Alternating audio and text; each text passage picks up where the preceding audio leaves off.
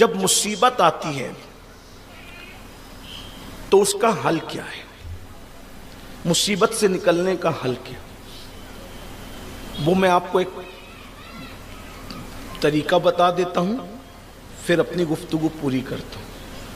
ظاہر سی بات ہے کہ اب مصیبت میں اللہ ڈالتا ہے تو اس کا یہ مطلب تو نہیں کہ مسلمان صرف مصیبت ہی میں رہے، مصیبت سے نکلنے کا بھی تو کوئی راستہ ہوگا۔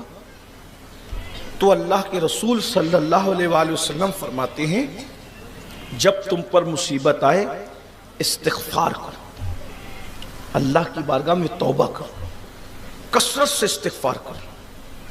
جو لوگ کم سے کم 100 مرتبہ استغفار پڑھتے ہیں ان کا شمار کثرت سے استغفار کرنے والوں میں ہوتا ہے۔ اب ہم استغفار پڑھیں گے تو کیا ہوگا؟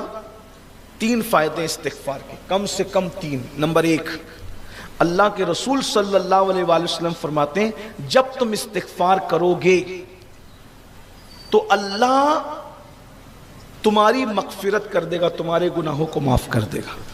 میں سمجھتا ہوں اس سے بڑا فائدہ کچھ نہیں ہو سکتا کہ گناہ معاف ہو جائیں۔ نمبر 1، استغفار کی برکت سے سب گناہ معاف ہو جائیں، ادھر استغفار کیا سب گناہ ختم۔ نمبر 2، اللہ تبارک و تعالیٰ تمہارے غموں کو اور تمہارے ٹینشن کو دور فرما دے گا، یعنی جس بلا میں تکلیف میں تم ہو۔ ہم اتنے ہوشیار ہیں نا کہ جب مصیبت میں آتے ہیں کہتے پتہ نہیں ہم سے کیا غلطی ہو گئی کہ یہ مصیبت آ گئی، میرے بھائی کیا نہیں کیا وہ تو پوچھو۔ اتنے پارسا نہ بنو کہ ہم سے کیا غلطی ہوگی، روز تو غلطی کر رہے ہو، کروڑوں غلطی کر رہے ہو، پھر سوچتے پتہ نہیں کیا غلطی ہوگی۔ یہی تو شیطان کا وار ہے کہ سب کرنے کے بعد بھی شیطان نے ہمیں بتا رکھا ہے کہ ہم بہت معصوم ہیں۔ معصوم تو انبیاء ہیں میرے بھائی، فرشتے ہیں، معصوموں نے ایسی بات نہیں کی۔ جو معصوم ہے وہ کہتے ہیں لا الہ الا انت سبحانک انی کنت من الظالمین، ان پہ مصیبت آتی تو وہ کہتے ہیں انی کنت من الظالمین۔ جو معصوم ہے وہ کہتے ہیں ربنا ظلمنا انفسنا وان لم تغفر لنا وترحمنا لنکونن من الخاسرین۔ جو معصوم ہے وہ کہتے ہیں ربنا ظلمنا۔ بتائیے، اور ہم لوگ ساری گناہ کر کے، برائیاں کر کے، پاپ کر کے کہتے ہیں پتہ نہیں ہم سے کیا غلطی ہو گئی۔ چھوڑو میرے بھائی، کیا نہیں ہوا یہ دیکھو، استغفار کرو۔ پہلی چیز سب گناہ معاف ہوں گے، دوسری چیز سارے غم، پریشانیاں، تکلیفیں سب اللہ دور کر دے گا استغفار کی برکت سے۔ اور تیسری چیز اللہ کے رسول فرماتے ہیں ایسی جگہ سے اللہ تمہیں روزی دے گا جس کا تمہارا تصور بھی نہیں ہوگا، گمان بھی نہیں ہوگا۔ استغفار کو لازم پکڑو، کثرت سے استغفار کرو۔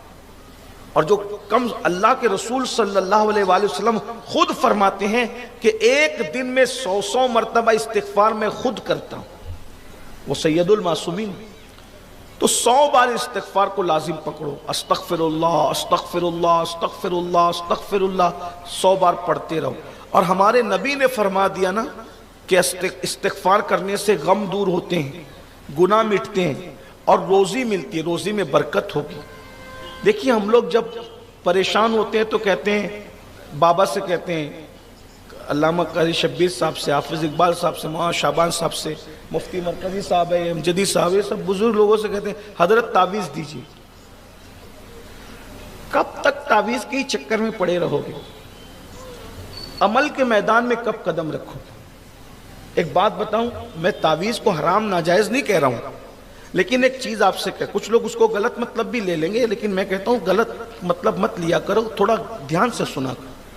تعویذ کا ایک اپنا اثر ہے، لیکن کبھی تعویذ اثر کرتا ہے، کبھی نہیں کرتا ہے۔ یہ تعویذ میں پڑھے ہو، لیکن رسول اللہ صلی اللہ علیہ وآلہ وسلم نے ایسا تعویذ دے دیا استغفار کی شکل میں، گناہ بھی معاف ہو رہے ہیں، غم بھی دور ہو رہے ہیں، ٹینشن بھی دور ہو رہے ہیں، اور روزی بھی مل رہی ہے۔ اور نبی پاک کی زبان سے نکل گیا تو یہ ہو کر رہے گا۔ استغفار کرتے کیوں نہیں؟ کرو استغفار۔ کچھ لوگ کہتے ہیں کہ میں ہمیشہ ٹینشن میں رہتا ہوں، اللہ کے رسول صلی اللہ علیہ وآلہ وسلم فرماتے ہیں جو 100 مرتبہ لا حول ولا قوت الا باللہ العلی العظیم پڑھے گا، اللہ تعالیٰ اس کی 70 بلائیں دور فرمائے گا، جس میں سب سے چھوٹی بلا غم اور ٹینشن ہے۔ اگر کسی کو کوئی ڈپریشن کا شکار ہو جائے، ڈپریشن سے نکالنا ہے، اس کو بولو لاحول پڑھ کے دیکھ۔ لاحول پڑھنے سے جب شیطان بھاگ جاتا ہے تو کون سی مصیبت نہیں بھاگ سکتی۔ مگر ہم کرنا نہیں چاہتے. ہم واٹس ایپ کے لیے گھنٹوں دے سکتے ہیں، تلاوت قرآن کے لیے وقت نہیں نکالنا چاہتے. ہم گناہ کر سکتے ہیں، استغفار نہیں کر سکتے، پھر تو بلائی آئی، مصیبت ہے. قرآن کہتا ہے پھر وَمَا أَصَابَكُم مِّن مُّصِيبَةٍ فَبِمَا كَسَبَتْ أَيْدِيكُمْ، کہ تم پر جو مصیبت آتی ہے تمہارے اعمال کی وجہ سے.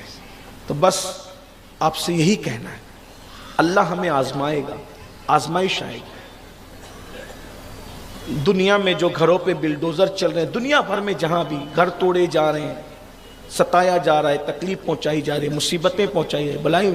بلکہ جاتے جاتے میں آخری جملہ کہہ رہا تھا، مجھے یہاں مشکات شریف کی ایک حدیث یاد آ گئی. میں پوری حدیث تو نہیں پڑھتا، اس کا مفہوم پڑھتا ہوں، 2 جملوں کے اندر اس کو سن لیجئے.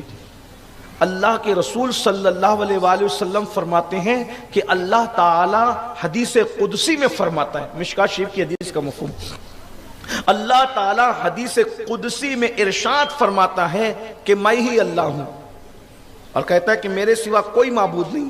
مولا ہم گواہی دیتے ہیں کہ تو ہی اللہ ہے اور تیرے سوا کوئی معبود نہیں. پھر فرماتا ہے کہ جب تم میری اطاعت اور فرما برداری کرتے ہو تو میں تمہیں روزی دیتا ہوں اور تم پر رحمت کرتا ہوں. جب فرما برداری کرتے ہو اور اطاعت کرتے ہو میں تم سے پیار کرتا ہوں، محبت کرتا ہوں، روزی دیتا ہوں.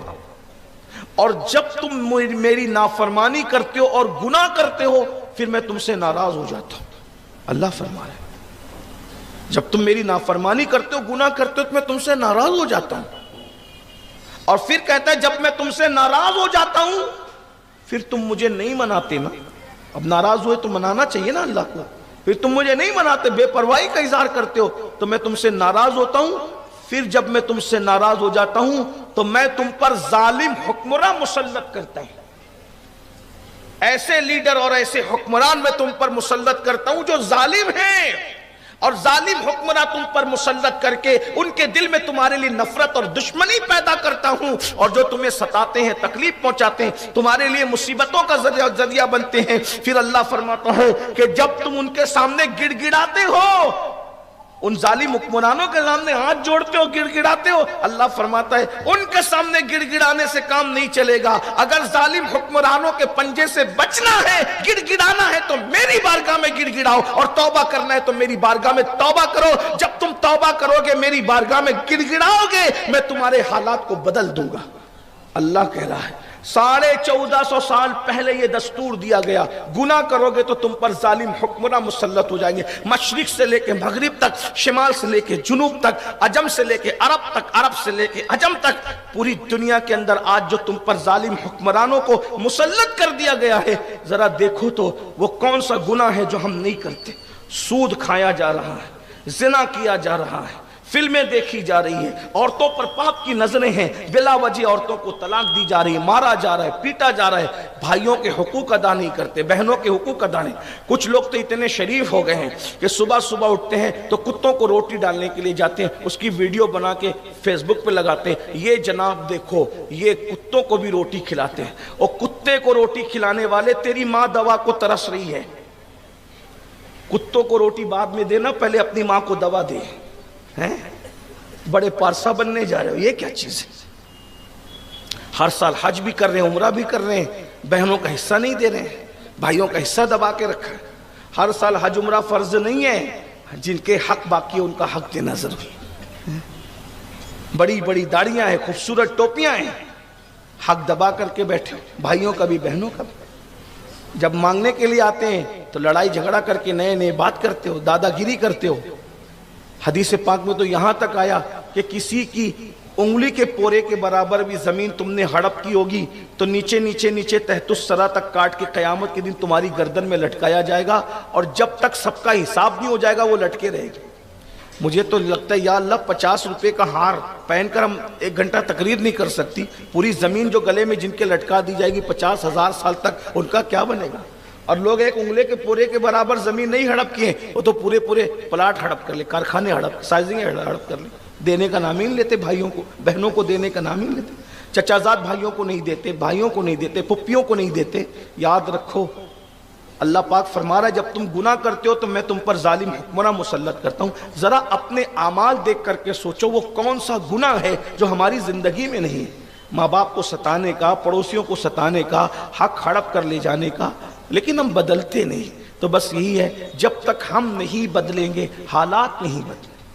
یہ قوم چاہتی ہے حالات بدلیں، حالات اسی وقت بدلیں گے جب ہم بدلیں گے۔ ان اللہ لا یغیر ما بقوم حتی یغیر ما بانفسہم، اللہ پاک اس وقت تک کسی قوم کی حالت کو نہیں بدلتا جب تک کہ وہ قوم خود اپنی حالات کو نہ بدلے۔